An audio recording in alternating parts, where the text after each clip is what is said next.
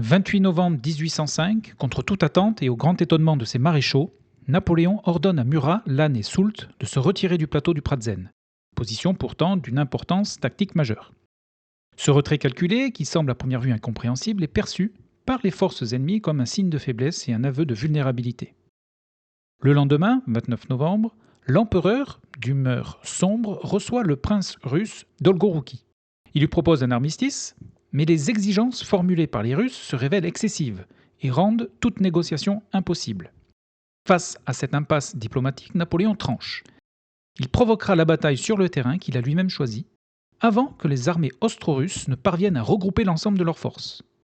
Ainsi, il transforme une apparente concession en une manœuvre stratégique destinée à attirer l'ennemi dans le piège qu'il a soigneusement préparé. 2 décembre, jour de la bataille, 4 heures du matin. Napoléon quitte son quartier général à cheval afin de s'assurer que les armées austro-russes n'ont pas modifié leur dispositif pendant la nuit. Ces éclaireurs lui confirment que l'adversaire continue à étirer ses lignes vers Augest et Telnitz, affaiblissant ainsi son centre. Des lueurs, des torches de l'armée austro-russe sont visibles sur le plateau. 6h30. Les 3 colonnes de Buxhausen et l'avant-garde de Kienmayer partent du Pratzen en direction des villages de Telnitz et de Sokolnitz en passant par Augest. À mesure que l'aube se lève, l'empereur constate que les Alliés dégarnissent le plateau du Pratzen. Il choisit de laisser l'ennemi poursuivre cette erreur et retient encore Soult et ses divisions, déjà prêtes à attaquer depuis Puntowitz sous le couvert du brouillard. 7 heures, l'avant-garde autrichienne du général Kienmayer attaque le village de Telnitz, défendu par le 3e régiment de ligne et un bataillon de chasseurs corses. Le terrain et la brume masquent les Français qui parviennent à repousser ici plusieurs assauts.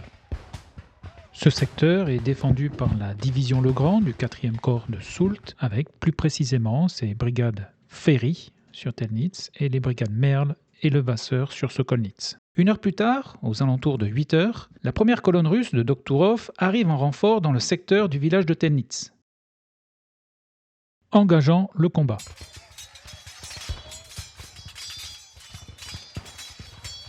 Pendant ce temps, les cuirassiers autrichiens de Hohenlohe prennent position près de Blasowitz. Hohenlohe est rejoint par les brigades de von Essen et celle de Chepelev, et la brigade d'Uvarov reçoit quant à elle l'ordre de soutenir Bagration, un petit peu plus au nord. Dans la partie sud, les Russes expulsent les Français du village de Telnitz aux alentours de 8h30.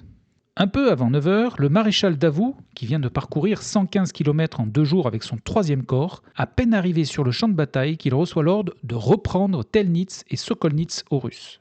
En réalité, le maréchal ne dispose que de 3300 hommes de la division Friant. Les autres unités, retardées par la longueur et la dureté de la marche, ne rejoindront le champ de bataille que par petits détachements dans la nuit puis le lendemain matin. À ces forces s'ajoutent les dragons de la division Boursier.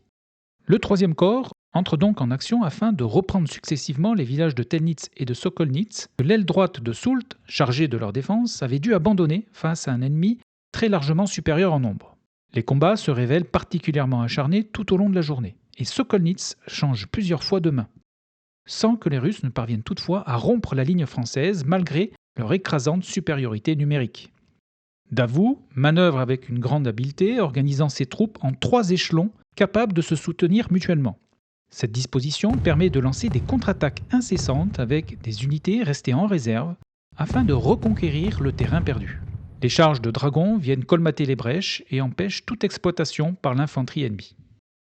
9h. Le 15e léger et le 108e de ligne de la division Friant, donc appartenant au corps de Davout, reprennent le village de Telnitz. Proche de ce village, le 108e régiment de ligne succombe à une attaque surprise dans le brouillard des hussards de Essen-Homburg.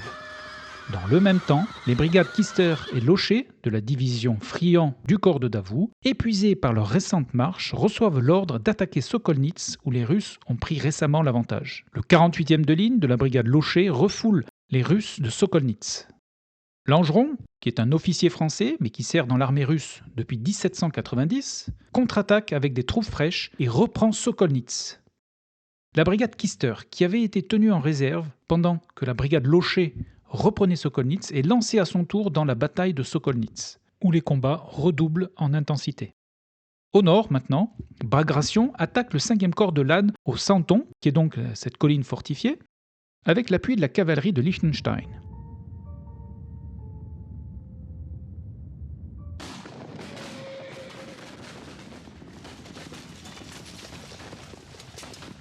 Bagration lance sa cavalerie qui est repoussée par celle de Kellerman. Murat intervient également avec les cuirassiers et carabiniers de la division Nansouty. Toujours à 9h, donc au même moment, la garde impériale russe du grand-duc Constantin atteint la colline à l'est de Blaszowitz. Napoléon retient encore ses divisions pour laisser l'ennemi dégarnir le plateau du Pratzen. Lorsque les rapports lui signalent une offensive ennemie en direction de Sokolnitz et de Telnitz, Napoléon déclenche son plan. Les corps de Bernadotte, Soult, Lannes et la cavalerie de Murat se mettent en marche simultanément. Bernadotte progresse vers Blaszowitz, soutenu par Murat, tandis que Lannes avance le long de la route de Brunn. La garde impériale suit à distance, prête à intervenir si nécessaire. Avec la cavalerie légère de Kellerman en tête, ces hommes progressent dans la plaine entre Blosenitz et Blaszowitz. Quant au 4e corps de Soult, avec ses divisions Saint-Hilaire et Vandamme, profitant du brouillard pour franchir le Goldbach, il surgit du Talweg où se trouvent les villages de Kobelnitz et de Puntowitz pour passer à l'attaque. La division de Saint-Hilaire passe à l'ouest de Prats et celle de Vandamme à l'est. Le 14e de ligne du colonel Mazas de la division Saint-Hilaire progresse sur le village de Prats. Il est au même moment accueilli par des tirs nourris du régiment Novgorod de la division Miloradovitch. Les Français reculent et c'est avec le soutien du 36e de ligne de la brigade Thiébaut que les Français parviennent à reprendre la localité et à mettre en fuite les Russes du régiment Novgorod.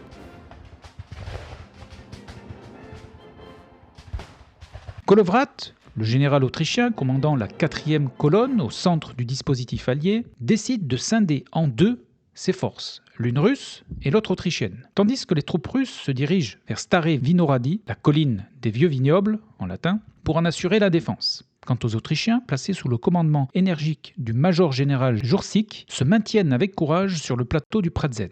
Là, malgré une infériorité numérique écrasante face aux divisions de Soult, ils opposent une résistance inattendue. La division Saint-Hilaire atteint le Pratzen où elle manœuvre rapidement entre colonnes et lignes afin de faire face aux Autrichiens sur le plateau.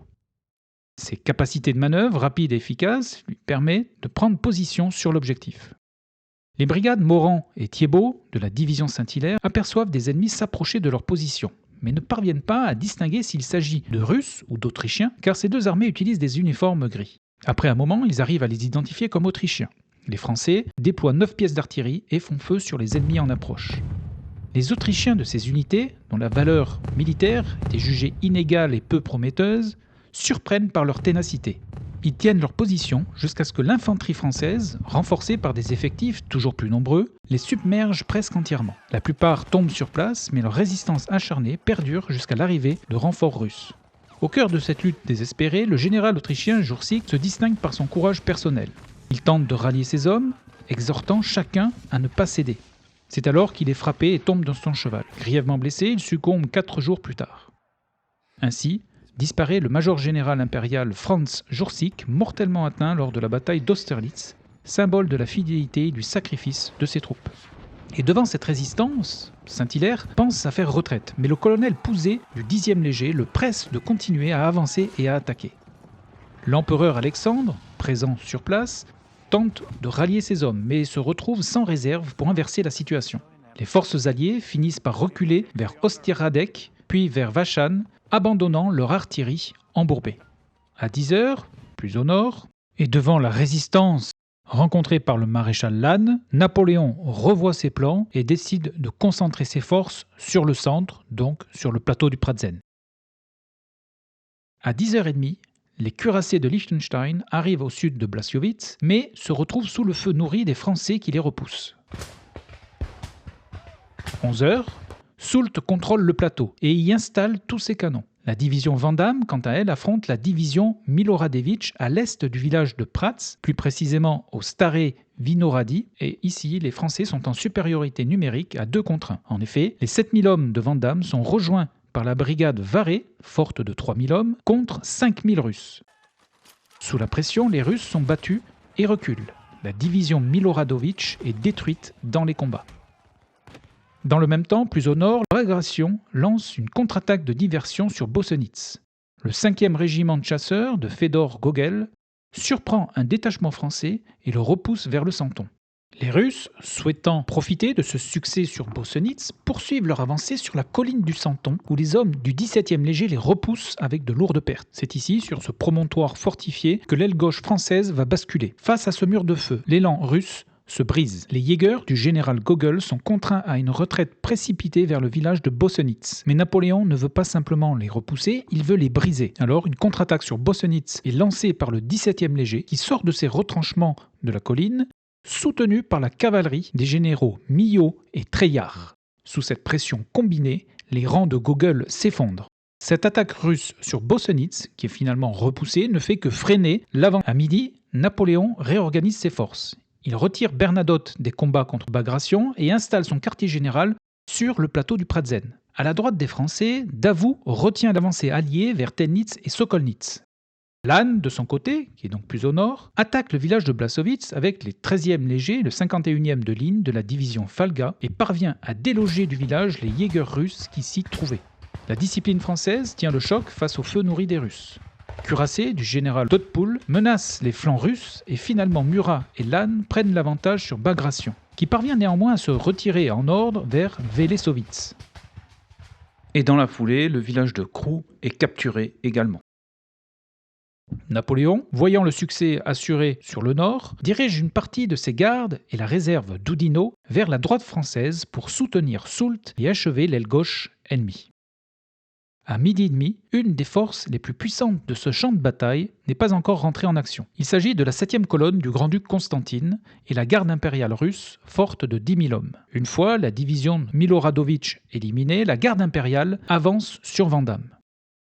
Le 4e de ligne français avance vers cette unité afin de l'identifier et doit former le carré face à la cavalerie de la garde russe. Les chevaliers gardes russes chargent le carré français et c'est à ce moment que l'aigle du 4e régiment de ligne fut capturé par les Russes. Dans ces combats, c'est plus précisément le 1er bataillon du 4e régiment de ligne qui se forme en carré pour résister à la charge de la cavalerie. L'artillerie russe ouvre le feu avec de la mitraille. Le porteur de l'aigle est mortellement touché avant même la charge de cavalerie. La première charge du 1er escadron russe est repoussée par les tirs français. Par contre, la seconde charge des gardes du corps russe parvient à rompre le carré. Le major Saint-Cyr, qui avait repris l'aigle, est grièvement blessé et l'emblème est capturé. Plus de 200 soldats du 4e sont tués, le carré est totalement disloqué. Face à cette situation, Vandamme décide d'envoyer le 24e léger, mais ce dernier est lui aussi balayé par une nouvelle charge des chevaliers gardes russes. Les deux régiments français, donc le 4e de ligne et le 24e léger, sont mis en déroute, incapables de tenir ni un carré ni en ligne. Les Russes se retirent en bon ordre et les Français ne reprirent jamais leur aigle aux grandes dames de Napoléon. Napoléon, arrivé à proximité, accompagné de Bessières et de la garde impériale française, croise des soldats des deux régiments d'infanterie défaits par les chevaliers gardes russes, en train de battre en retraite et qui lui crient mécaniquement « Vive l'empereur !» quand ils l'aperçoivent. Napoléon envoie la cavalerie de Rapp qui parvient à repousser les Russes, avant d'être mis en difficulté par l'infanterie du duc de Constantine. Les chevaliers gardes russes chargent les cavaliers de Rapp qui reculent. C'est à ce moment précis qu'eut lieu une bataille de cavalerie entre les chevaliers gardes russes et la cavalerie française. Selon certaines sources, 1800 cavaliers russes affrontèrent 1100 cavaliers français. Bessières envoie le colonel François-Louis de Morland avec 2 escadrons de chasseurs à cheval de la garde. Les chasseurs, vêtus de vert, chargent l'infanterie de la garde russe, mais après une violente mêlée, sont repoussés. Bessières fait alors appel au général Michel Ordeneur et à ses grenadiers à cheval, qu'on appelle les grosses bottes, reconnaissables à leur panache rouge. Leur charge impressionnante ne suffit pas à briser la résistance de la garde russe. Napoléon ordonne de nouveau au général Rapp de lancer 2 escadrons de chasseurs et un escadron de mamelouks. Les mamelouks sont des cavaliers orientaux réputés pour leur habileté et leur férocité. Ils se jettent dans la mêlée et empêchent la cavalerie russe de sabrer les fantassins français en fuite. Le combat devient un chaos de corps à corps dans la vallée de Blasowitz. Il est décrit par Rapp comme une véritable boucherie. Les mamelouks et les grenadiers à cheval parviennent à repousser la cavalerie russe et à infliger de lourdes pertes à son infanterie. Rapp, blessé, manque d'être tué lors d'une contre-attaque russe, mais il est sauvé par un mamelouk répondant au nom de Jean Chahin. Les grenadiers à cheval capturent le prince russe Repnine, chef d'escadron de la garde russe. Dans cette bataille de cavalerie, la garde impériale française subit des pertes sensibles. 3 officiers sont tués ou mortellement blessés, dont le colonel Morland. qui succombera à Brünn le 5 décembre. 22 sous-officiers et soldats sont également tués ou grièvement blessés. Avec l'intervention de la garde impériale française et l'arrivée du premier corps de Bernadotte, le plateau du Pratzen est finalement aux mains des Français. Enfonçant définitivement le centre ennemi, l'armée austro-russe se retrouve coupée en deux. 13 heures. Le grand-duc Ferdinand fait avancer 4 bataillons pour attaquer la division de Vandamme sans succès.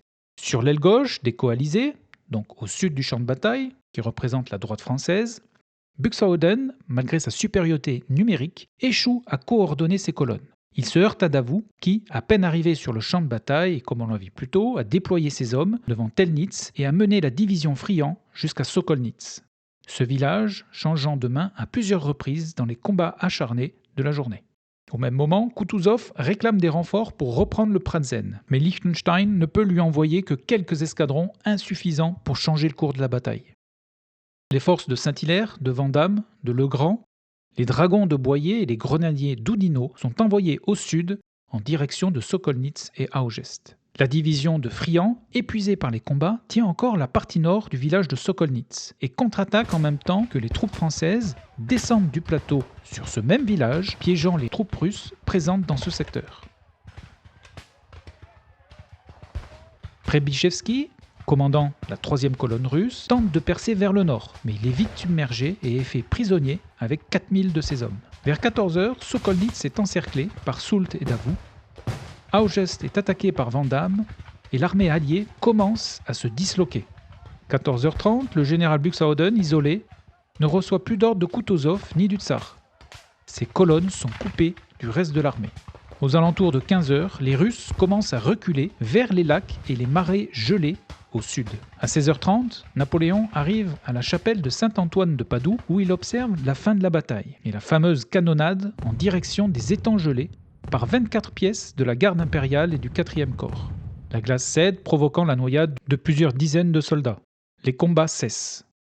Bagration se replie en ordre vers le nord. Les Français épuisés ne le poursuivent pas immédiatement. Dans les 40 heures suivantes, Bagration met 60 km entre lui et le champ de bataille. La victoire française est désormais totale. Le tsar et son état-major, conscients de l'issue, se retirent précipitamment, laissant à Kutuzov la tâche de sauver ce qui peut l'être. Les troupes russes, encerclées à Sokolnitz, se rendent.